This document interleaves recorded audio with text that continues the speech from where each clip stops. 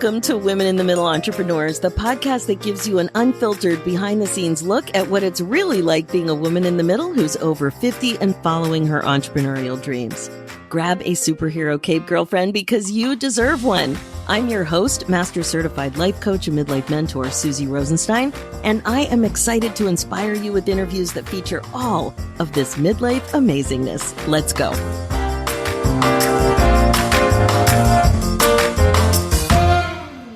Hey there, welcome back to the show. We have a really exciting interview ahead of us today, as always, all about providing help for small business owners in the form of forms and challenging yourself to finally do what you've always wanted to do in business and in life. Today, you'll be meeting Shahara Wright, a woman in the middle entrepreneur who's an experienced lawyer and helps small business owners like you save time, money, and effort when it comes to creating and managing legal documents. Welcome to the show, Shahara. Thanks so much for joining us today. Thank you so much, Suzy, for having me. I'm excited. This is going to be I am too. I am so excited to talk to you. I could tell right away you have a really cool vibe. I know we're going to have a great conversation about your midlife entrepreneur story. And we're going to be talking about your business and what's going really well. Also, what midlife issues might be getting in your way to some extent and might be challenging for you in life, as well as being a business owner yourself. So let's get started with talking about how old you are, how long you've been an entrepreneur, and some details about your journey and your actual business. So I'm 50 and I've been in business for 23 years, going on 24. I've been practicing law for 25.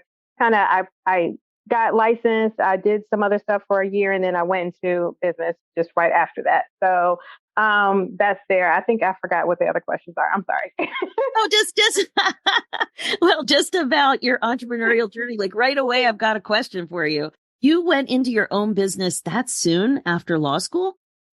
Yeah, I really felt like I didn't have a choice, which is because I couldn't find a job. So I tell this story all the time. It's like when I came out of law school, my dream was to go work for a corporation. And I thought seriously that I was going to be a corporate attorney and work, with a big company and be in-house. And I applied to like 100 places, like everywhere. And like nobody would hire me. I could barely even get an interview. And so, I had a young child and I needed to work.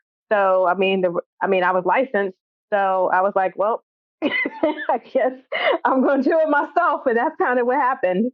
I don't even know what to say. I have never heard that before with law. I don't know. Law seems like one of those things where it's kind of like you do this and then you do this and right away. So tell me what that was like for you to be that young and to be an entrepreneur. Like, I don't know. I became an entrepreneur the year I turned 50 and it's like, I felt like I was in uncharted territory. Like you were kind of on your own, literally. Yeah. Well, I was young, so, young and dumb. So you don't really know, right? That you're jumping into the deep water and can't swim, right? You really have no idea. And so, to me, it's like, I just needed to earn money. Like my mindset was like, I need to earn money. I had my eldest son when I was in law school. So I was like, I need to earn money. Like I need to work. So to me, it was like not an option. And so I always thought probably for a good 15 years that I was going to end up getting picked up by a corporation or somebody was going to hire me or something like that. That was in my mind. So I really wasn't thinking about being a business owner. I never really even considered myself really one, even though I was working with businesses, right? I was working. That's what kind of work I was doing. But What'd you think you were doing? I just really felt like, I just was trying to live, right? Like that was just it. I'm just trying to live. So I really didn't put that much thought into it. It's funny because when other people tell me, oh, you need to think about this. And as a business owner, you have to, I'm like, no, I just started because, I had to. So that was my I'm not laughing at you, but your story is so true. You're totally an accidental entrepreneur. Right. Yes. Right? Yes. So it was I get that you were in lawyer mode, not I'm a business owner, entrepreneur mode. Right. Yes. Yeah. It really was accidental. It was, kind of like I didn't have a choice, right? Like I felt like I was kind of forced into entrepreneurship. It wasn't really my dream to be an entrepreneur. So, and that was really my mindset for a very, very, very long time, in terms of my business. And then you're talking about kind of that middle with where I got burnt out and I wanted to quit practicing altogether. And then for a good 5 years, I was doing this and doing that. And then I came back to law. And I think that's really kind of where my first thought process was, I need to look at this differently. I need to have my viewpoint differently and start thinking about my business and what that meant and where my place was in it and what I was trying to achieve because I was so focused on what I didn't do when I was 25, you know. Oh my gosh, exactly. So it was the break, the burnout, and then the break that gave you a fresh perspective, really, when you Yeah, were ready. definitely. Oh, that's so good. And then you started to see it. Did you see it yet as an opportunity that what you had done by accident and out of, just having to earn a living really set you up for something kind of exciting? Yeah, at first I was like, I don't want to practice anymore. I hate this. I had this like love hate, relationship Yeah. with my business. It was like I loved it because I could, feed my family, right? But I hated it because I was like not, it was unsecure. You know what I mean? Like Yeah. I didn't really feel like I felt secure in it. So I just wanted out, and I was like, I'm just going to do something else. I wrote a book. I started speaking, and then I wasn't making as much money as I was when I was practicing law. So I was like, I got to figure this thing out. And the person who's my coach now, we're friends. And I was like, listen, you need to help me. Like, you know what I'm saying? I need you to help me. And the thing he said to me, which he said he didn't even remember, but I remember, which is he said, I can't help you until you change your mindset. And that was something that really stuck with me because I really had to change my mind. And so really I had to, kind of listening to some of these, mindset books and, speakers and things like that. And really what it came to is like, which side of the fence are you going to be on? Are you going to be on the fence where you're going to accept that you're a business owner and that this is what you are and this is the way it is? Or are you going to still fight against that, right? And be angry because you didn't get your dream job and you didn't do this and you didn't do that? Where are you going to be? And so once I said, to myself, right, I'm going to be a business owner. I'm going to be an entrepreneur. Like once I felt like I had the power to make that choice, and then my mindset changed because before I felt like I never had a choice. It was forced upon me as opposed to me choosing to do it. That was my perception of it. Wow, I get it. That is so interesting. Really interesting. It's one of those things where I can totally see how you're focusing on what you don't have instead of what you do have. It Right. was Yeah. just too hard to, yeah, it happens a lot with aging too, as we focus on what we can't do versus what we can do. Right. Exactly. Okay. Now, when did you see where your niche was going to be? Like this whole thing with forms and how you could help small business. How did you come to that insight? So it was in that same conversation with my business coach. We were just talking kind of like the next evolution and what I wanted. I still practice, kind of went back to my day job, right, so to speak, and practice and focused on working with small businesses and nonprofit organizations as general counsel. But what also was that, and one of the things that people always ask me, always ask me is like, do you have forms? Do you have this? Do you have that? And I was like, no, I don't have forms. I draft custom contracts. I don't do forms.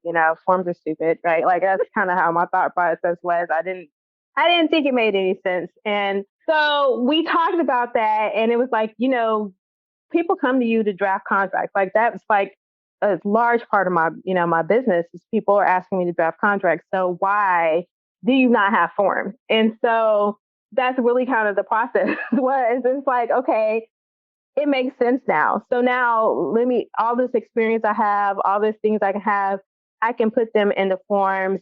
I can, the stuff that I use for my clients, I can create templates around that. And so when I just started doing it and cranking out like a lot of the work that I had already done, like, just forms and templates and kind of putting that in place, I had a good amount of contracts that I could use. And I also realized, compared to some of the other attorneys that have forms and other stuff like that, that I had a very big variety because of just my experience of doing this. And so that just made me say, okay, this is worth it, right, to do. And so that's how the forms got started. That was a really long story, but No, I love that's it. really here we go. Yeah. You're basically the form queen. Yeah. I mean, that's what I see. Yeah. But Right. seriously, in terms of thinking about business and niches, it was very smart to think about where's demand. Right. Because you had all this experience, but you just had different glasses on. You weren't looking at another way to serve and a way that could be scaled. So I love that Right. because again, accidentally you ended up with a beautiful niche. Yes. I just fall into things. Right. Yeah. So it worked But out. you don't just fall into them. You have to recognize what is there, and then do something about it.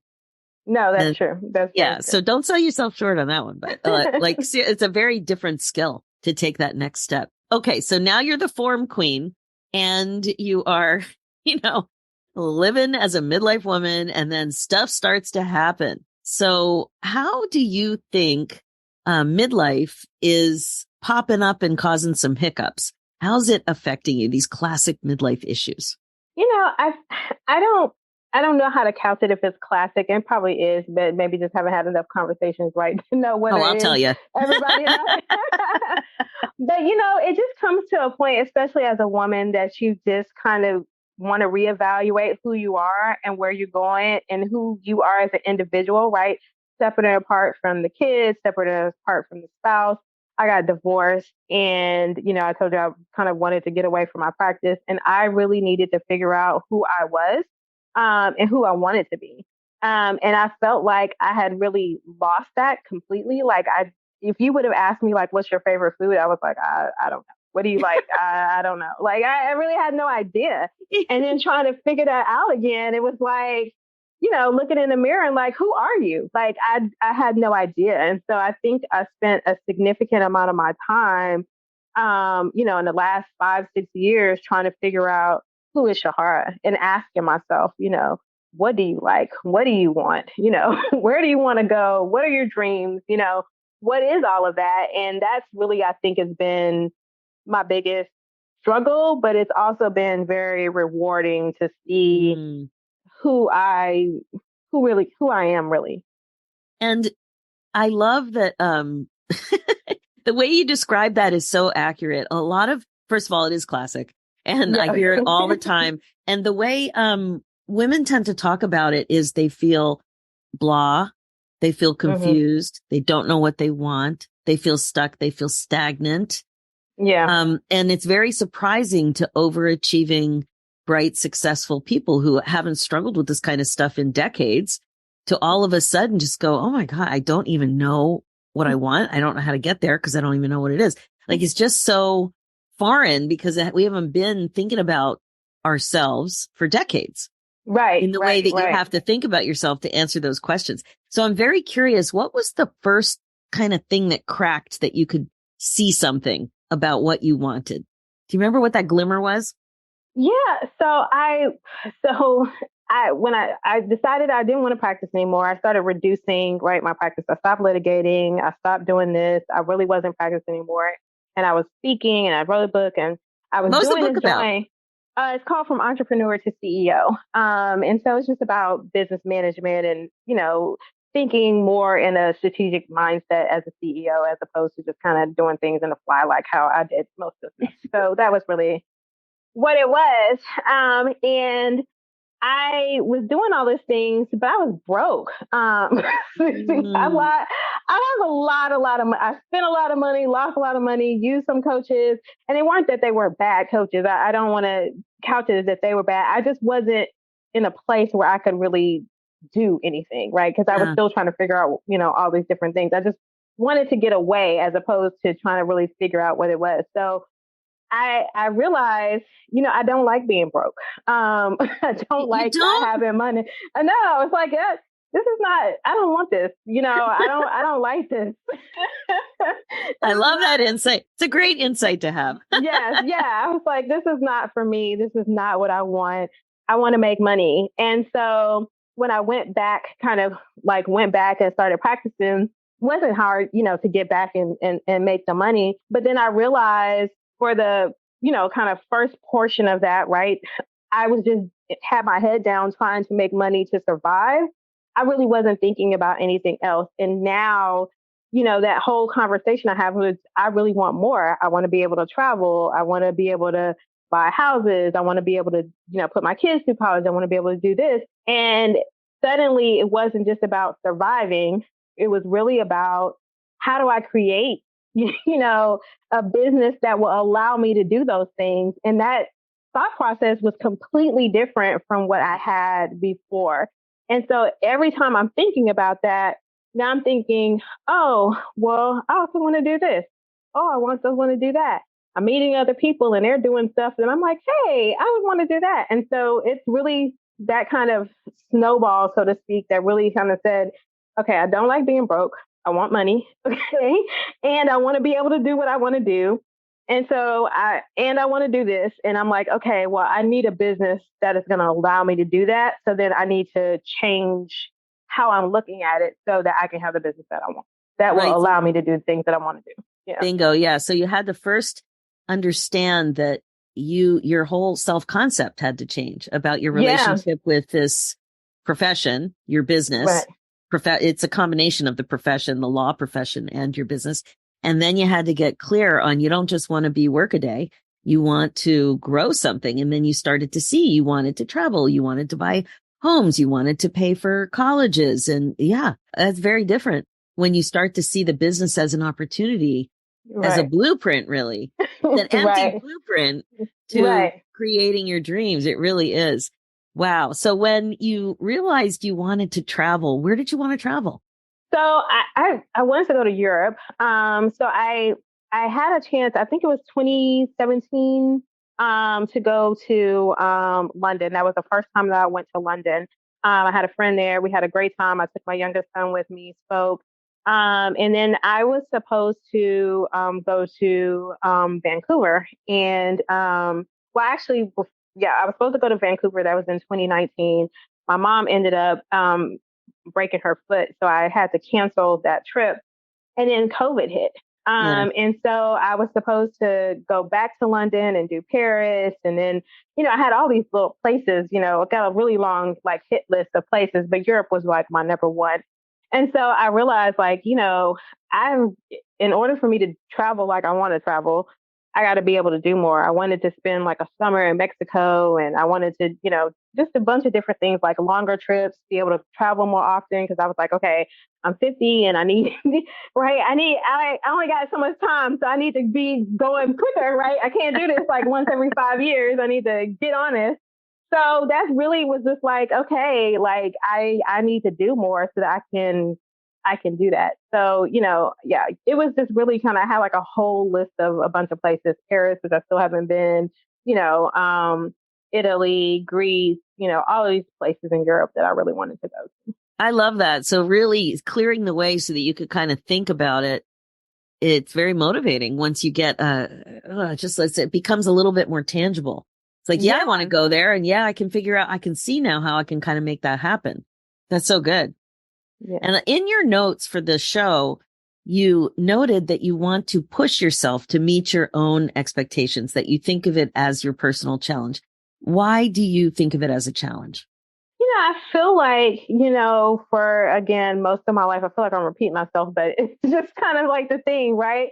I really just, I was being mediocre, and I don't mean that I wasn't doing anything, but in my mind, it was mediocre. I had so much more in me than I actually really achieved, in my 20s and 30s, that I really felt I could have done so much more. And so now to me, it's you've got to do the things that you have been saying for years that you wanted to do, and show yourself, right, that you have the skills, right? Because I was upset and angry and frustrated because I didn't get this job, right, and go into corporate and do this thing.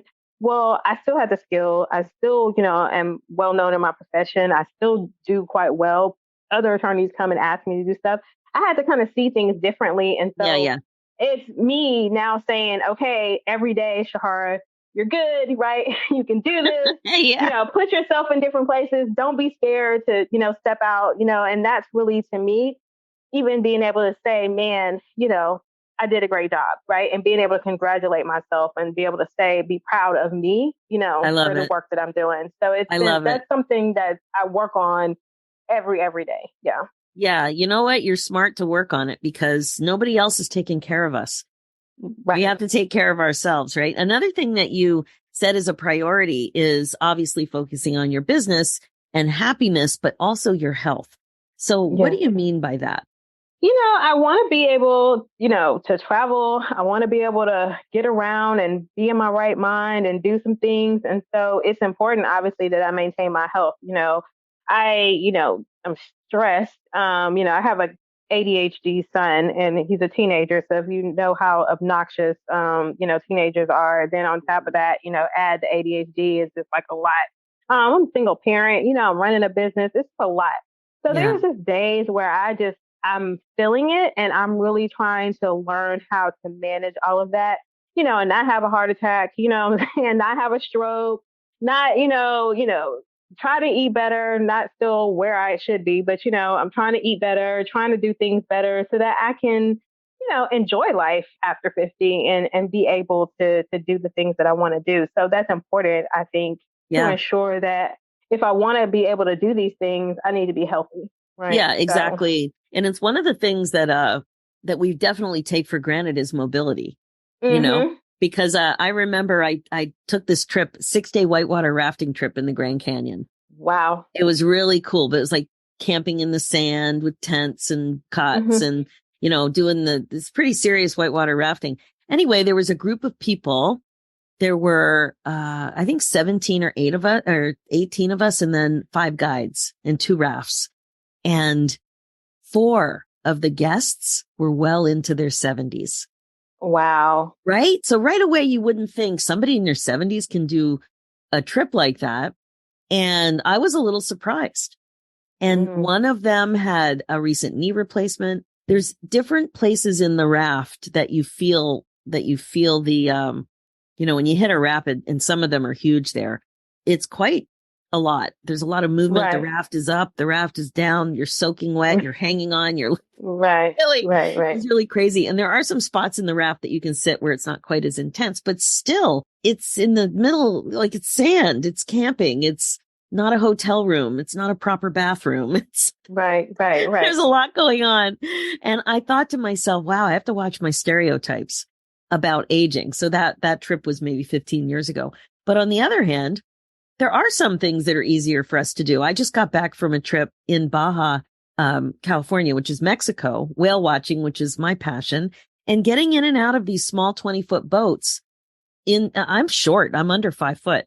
Right. And, I needed a little step stool. The captain guy would put a little step stool in the turf, not the turf, surf and turf in the surf. Right. And I had to step on it and then like whip my leg over the side because I'm so small. Right. I'm like, wow, I want to do this trip again, but I might be 70 the next time I get back here. Like, am I going to be Right. able to do this? I don't know. Right. So yeah, I totally appreciate the health concerns, and it's not just weight, it's not just Right. fitness, it's mobility, flexibility, like all the things. Right. Who Yeah. knows what you're going to want to do and what is Right. going to be the most comfortable for you to do it. That's good. I mean, I kind of made a long story out of that too, but I was just No, but recently there just a few weeks ago and I was just thinking about what you said. Okay. So you've got some challenges, but you're very clear on your priorities, which is great. yeah. And now because you're so smart, you accidentally built a business. You're helping small business with something they need a lot and need a lot of help from. And I have to say that forms and legal stuff is overwhelming to small business. It really is. Yeah. Yeah. Yeah. And it's wonderful that you realized that that was a way you could help. Yeah, I know a lot of people say that, especially with contracts. And I always get clients that'll come to me and they're like, "Oh, I just want this, simple 1 pager or 2 pages. I don't want it to be this." And I'm like, "Yeah, I don't do 1 2 page contracts. That's not my stick. My contracts are pretty thorough." So I'm like, why are we talking about this?" And it's like, well, I don't want people to be frightened or worried. And I was like, really, it doesn't have to be scary, right? It really is just understanding what it's in there. And if you understand what's in there when you're explaining to your client, it's not scary, right? And even though it's a lot, and I mean, we all been there, right? When if you're buying a house or you're signing a lease or whatever else, these are 30, 40 page contracts. You're not even reading all of that stuff, right? I can't tell you what any of my insurance forms say, and I'm an attorney and I don't ever read them, right? So, I mean, you got these long forms that you don't understand, and there's just some concepts, right? You understand, as a human that you're going to be signing long contracts that you may not read. So, as a business owner, you can't be afraid of putting a contract in front of your client. The thing is that you got to understand what it is so that if a question is asked, you can answer it. And I think that's the most important thing, and to understand that they're necessary part of business. I mean, unfortunately, we're in a very litigious society and people will sue over any and everything. And sometimes, even if it's not a suit, you can't assume that people are going to remember what conversation they had with you. You and I could be saying, okay, we agree to, I see your lovely plants out there. I'm going to buy a plant for $5. Then, you give me the plant and I say, here's the $5. You're like, no, it was 10. And I'm like, no, I thought we said it was 5. And, I mean, and that's just could be something very simple. So when you have contracts, it takes away a lot of that ambiguity, takes away a lot of the confusion, because you can simply go back to the document and refer to it when they're well written, right? Well written contracts make the difference. So good. Well, two things that have really come out in your interview today, the importance of getting to know yourself, because in the scope of your time in business, you really changed and you disconnected. So you really did have to figure out who you are. You also made it quite clear that it's okay to focus on yourself, and you may need to work on that, because most of us aren't very comfortable with that. It can feel indulgent, or it can just to put ourselves on the agenda, let alone first every once in a while, is a stretch for so many of us. And then I know that one other thing you said here, and I wanted to really get you to talk a little bit more about this, is protecting your peace is the most important thing. So can you tell me a little bit more about what that means? Yeah, I am that's kind of like my mantra these days. Sometimes people say I'm quite cold, but I can be cold, but I'm usually doing that because I really need to. You're really cold. I don't know. Who are you talking to? I can be a little icy at times, right? But I do that because I don't really, it's a mental health thing. Like, I don't really want to be upset and frustrated and bothered by a whole bunch of stuff. I just want to be able, and I think, as we get older, right, we all don't want all of this rigmarole and craziness and, foolishness around us. It's like, no, I don't want that. So even as rebuilding my business, no more to the crazy clients. I'm not dealing with that, no more to, a bunch of nonsense that if you're not helping me, then we don't need to be around here. I've always kept a really close friend circle, so I've never really had that big of a problem. But even still with, networking and meeting people, there's a lot of drama. I don't really want that. I really just want to be able to just show up, be me, and go home, and and it be that simple. So I really try to create, for myself, the space where I'm not having, a lot of that going on. It's my 14-year-old is more than enough to deal with all the drama. I don't need it elsewhere. So, that to me is very, very important. And so I think about that in all the relationships that I have, friendships and all that kind of stuff, to say, hey, if there's going to be a whole bunch of drama, I don't want that, networking, all that kind of stuff. Yeah. So good, Shahara. How can people best get in touch with you? I'm so glad you asked. So the best way, I think, is probably through LinkedIn, social media, which is you can connect with me. My business page is The Wright Lawyer. That's TheWrightLawyer. You might come up, you might see two firms. One is in Dallas. I'm in Houston. So Stafford. So that's me. And also my personal page, Shahara Wright.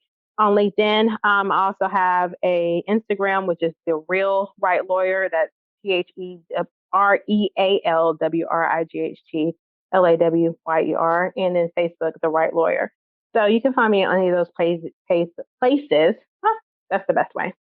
Oh, so good. Well, I think you're amazing. We had a lot of laughs and covered some serious material. The accidental entrepreneur thing, whenever I hear that happening to anybody, it's just, I love the to get into the nitty gritty of realization, like how you started to realize what was happening. This isn't right. This is good. This isn't good. All of that. And I really appreciate how you shared. You were so authentic today. You were sharing that experience of being single again and being a single mom and being divorced, and really focusing on prioritizing yourself while you grow your business and finally seeing what's possible as you grow your business. So good. I really, really love what you're doing as a small business owner. I know that the legal stuff has totally freaked me out too. So thank you so much. It's just so overwhelming and foreign, you know? I get it. Yeah, I get it. It really is. So just thank you so much for coming on the show today. Thank you for having me. It's been great. All right, that is it for now. If you're listening and loving what you hear, please like and subscribe. Reviews are great too and much appreciated. And if you're a woman in the middle who's 50 or over and an entrepreneur, maybe an accidental entrepreneur, and would like to also come on the show, please go to www.midlifeinterviews.com and fill out an application. We would love to have you on to share your story. Thanks so much for listening. It's never too late for you to put yourself on your agenda. I'm Suzy Rosenstein, and I'll talk to you again soon. Now, real quick before we say goodbye, if you are connecting with this show, I'd love to invite you to a happiness breakthrough coaching session. It's my laser-focused coaching call that will help you get clear about what's getting in your way as a woman in the middle entrepreneur and confident about your next steps to more happiness in your next chapter. Head over to www.nextchapterbreakthrough.com. Talk to you soon.